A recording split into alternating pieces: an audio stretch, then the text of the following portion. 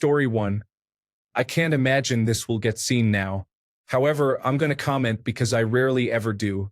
I am in my mid-20s studying to be a professional pilot and have smoked habitually several times a day for the last several years. While I am still a large advocate for marijuana, I stopped smoking entirely about a month ago because I realized a few things. 1. I became complacent with my life and my surroundings, rarely wanting to make a change in my routine because I knew when I was able to smoke, I would spend extra cash on edibles, concentrates, and weed. Essentially, having extra spending money meant it was going to get me high. I felt as if I would make excuses to not see friends and family so that I would ensure that I would be comfortable and at home with my habit in hand. It became a nightly ritual, to the point where going to sleep without it seemed impossible. Following the previous point, you stop dreaming due to the fact that tetrahydrocannabinol, THC, hinders rapid eye movement, REM, sleep. I never really understood this until I quit and started having incredibly memorable and vivid dreams.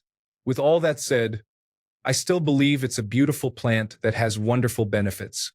But if you're at the point where you think that you can't live without it, I need you to know that nothing is healthy in excessive amounts. Edit. If anybody needs help or advice on how to stop smoking, please feel free to message me. I'm more than happy to help brothers and sisters. Story 2. Both my roommates are heavy smokers and they just think so slowly. It takes them forever to understand anything. They also forget a lot of stuff, like they'll step away from the dishes for a moment and then never finish them without prompting. The house smells like a coffin.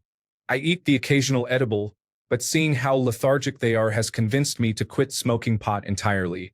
Story 3. It can overcorrect for anxiety and cause more anxiety.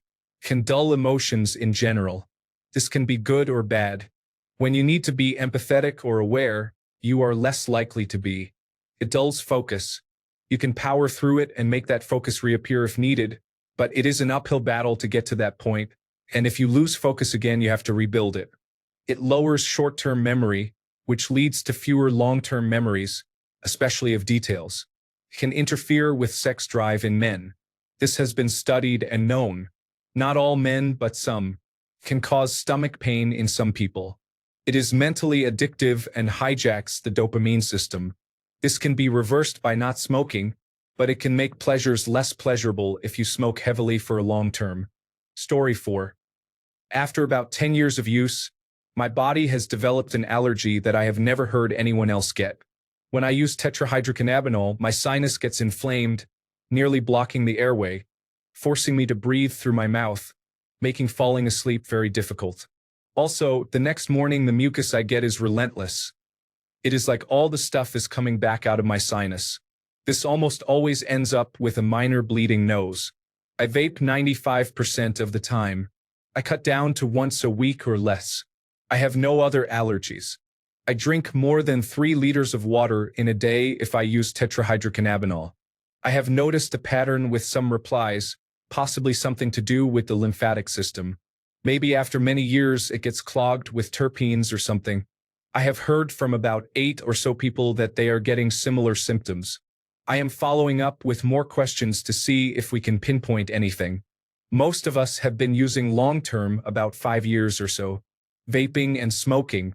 A few people have mentioned their lymph nodes get inflamed. My lymph nodes do not, but the lymphatic system still feels inflamed. Story 5. Demotivation in heavy consumers. It is fine in moderation, but multiple times per day seems to sap the ambition from most people I've seen, including myself long ago. Story 6. I have noticed after the initial increase in chatter, people tend to get really quiet and zoned out in their own thoughts. When I used to smoke it, I found it had a dulling effect on my personality and conversational skills afterward, too. Story 7. It seems like most of my response has already been said, but I want to reiterate 3 major observations that I have noticed from my own semi-frequent weed consumption. Demotivation. The impact of weed on motivation levels can be divided into 2 parts. The first part is when you initially consume weed. Most people fall into the habit of eating food and watching something on TV. The second part is the next morning, when I experience a type of weed hangover. I feel groggy and more susceptible to just lounging around the following day. Anxiety. Things that are not currently stressing you out may start to induce anxiety. While this is not always the case, weed has the potential to worsen your mental state if you are not careful. This impact became more pronounced when I smoked weed alone. Having other people around allowed me to be more present in the moment, whereas I was in my head when I was alone. Food consumption. I found that continued weed use led to some unhealthy eating habits. The munchies are real, and more often than not, you crave food that is not considered healthy. If this becomes a more common occurrence, your overall diet can quickly go south. Story 8. One thing that I never see brought up is the effect of marijuana on dreaming. Marijuana use can prevent the user from dreaming during regular sleep. When the user stops using marijuana for a while, they can experience night after night of extremely vivid dreams. I can only speak from my own experience, but I have heard this echoed by a coworker's dad who started smoking again because he couldn't handle having acid trip dreams every night. I suspect that marijuana has some potent effect on REM sleep that will remain underdocumented until it is descheduled and more thorough research can be done. Wow, I was not expecting this to get such a reaction.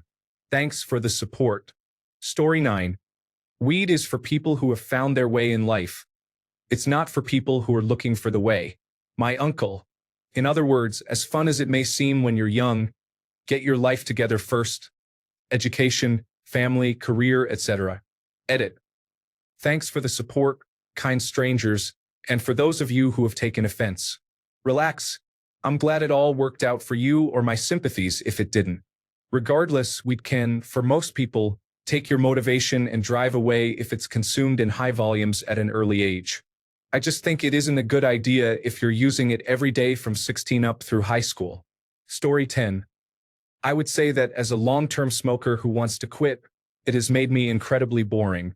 If I have evening plans on the weekend but smoke anything during the day, then I'm far more prone to canceling those nighttime plans. If I do attend those plans after smoking during the day, then I feel I'm not entirely there.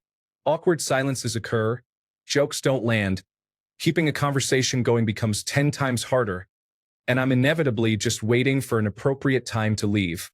Overall, it just kind of makes you socially awkward and super boring to be around in a social setting, just from my experience. Story 11. As a regular weed smoker, I don't like when people say that weed isn't addictive. They're right in saying that it's not addictive chemically like nicotine or something, but you can still get addicted to not being sober. Story 12. I smoked every day for about 10 years minus about 6 months and all that as I needed to be clean for a drug test for a job. In my opinion, weed starts off amazing and fun, but after becoming a habitual smoker, it turns into a crux that's hard to shake. It's not that it's super addicting. It's just that nothing is as fun as being high, so you want to be high all the time. It dulls feelings but highlights feelings of existentialism, which can sometimes be overbearing. I would also feel stuck in my life a lot, like it would be hard to make changes, but I would want better things for myself, yet it always seemed impossible to achieve. I did have problems with breathing, but I have a history of asthma, and I took up Tai Chi to compensate, which I found really enjoyable, and it helped me to slow down greatly on smoking. The most annoying thing about being a smoker is your tolerance level goes way up, so even though you were smoking, you aren't getting that high you used to get, just a mind-numbing insomnia almost. I also had a loss of appetite over time and ate less. It also made me feel comfortable with where I was in life, and I had a lack of motivation, though some days, like once a month or two, it could really motivate you to do something, but that would wither away quickly. Overall, I would recommend it only at parties or every once in a while, but I have quit a while ago and never want to go back to being a daily smoker. Also, me being an expectant mother now has changed my feelings towards it. I don't want my kids growing up around it or around me being high. I feel they should find that on their own if they want, and I shouldn't influence them to think it's okay. Edit. Wow, a lot of comments on this, which is surprising for me. I will try to answer you all over time. Thank you, everyone, for the gold and silver and such. I just want to say I did mean crux instead of crutch. Like I said, we'd highlighted thoughts and feelings of existentialism in my life. So I felt like a martyr almost on my quest to find answers to these questions of mine. I felt like I was crucifying myself for a righteous cause to know what I wanted to know. Also, a lot of people saying I described addiction when I stated weed wasn't addicting. I always thought if something was addicting, you couldn't quit cold turkey due to your body going into shock or death. Or that you couldn't quit without help like methadone for heroin addicts or something. Since I quit weed cold turkey and when I wanted to, I didn't think it was addicting. Like I choose to eat eggs every day for breakfast, it's not addicting, but I like it and choose it. But maybe I am addicted? Just stating. Also, I did psychedelics for a period of time throughout all this. So maybe this changed how weed affected me over time.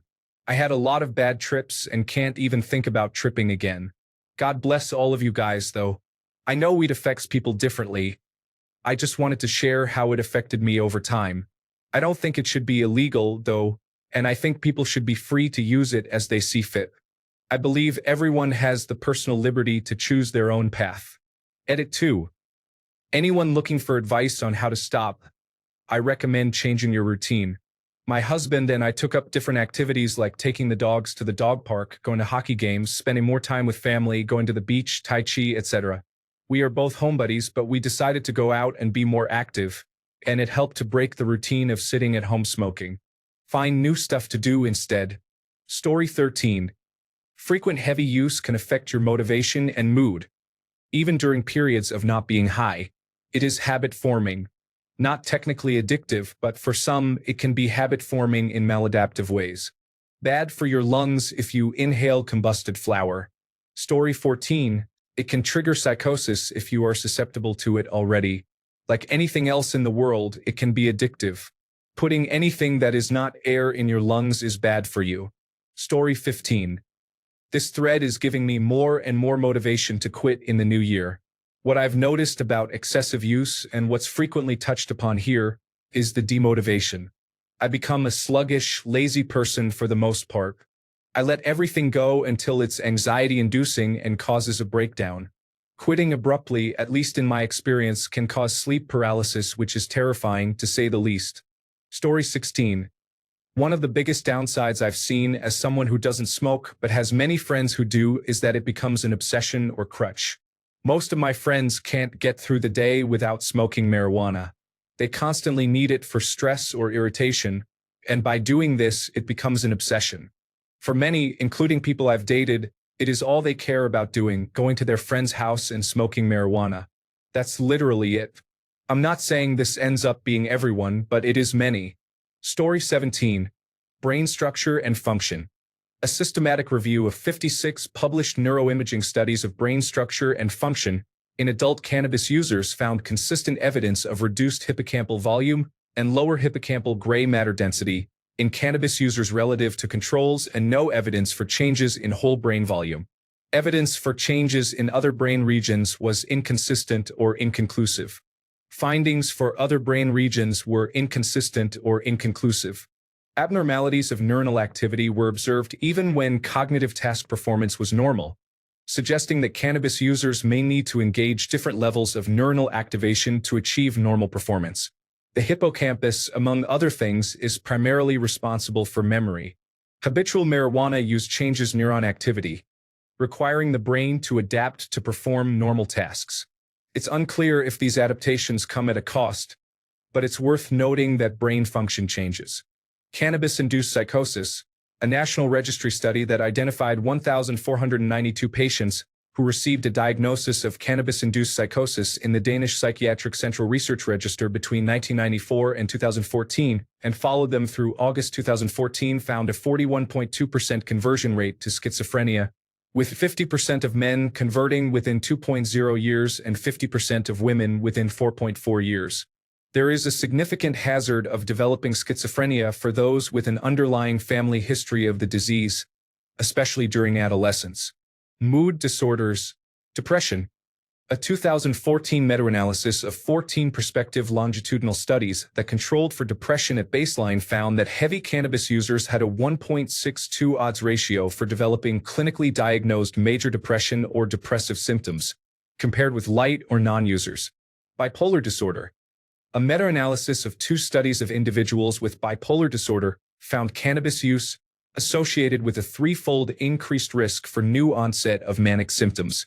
Heavy marijuana use is associated with an increased risk of developing major depressive disorder, and marijuana is associated with those with bipolar disorder being several times more likely to develop mania. The list goes on to include anxiety disorders, lung problems, cancer risks, cyclic vomiting syndrome, decreased male fertility, and increased risk of tooth and gum disease. Marijuana won't kill you as fast as some other drugs or alcohol or other vices, but that's a far cry from calling it safe. There are likely ways to mitigate some of these risks, like reducing lung problems through the use of edibles, but many of these complications from marijuana use stem from the cannabinoids in the system rather than the route of use. This also doesn't touch on the potential benefits of cannabidiol, tetrahydrocannabinol, etc. It's important to remember that when talking about any medicine that there are risks and benefits associated. For example, aspirin can save your life in a heart attack but can cause stomach bleeding, so we give aspirin shortly after heart attack symptoms start, but we don't recommend taking aspirin daily. Unless we do because other factors complicate the picture. Medicine is complicated that way. Parts of marijuana may make for good medicine once it's further studied and the good things isolated. But it's extremely important to remember that being medicinal absolutely does not make it harmless in any way, shape, or form.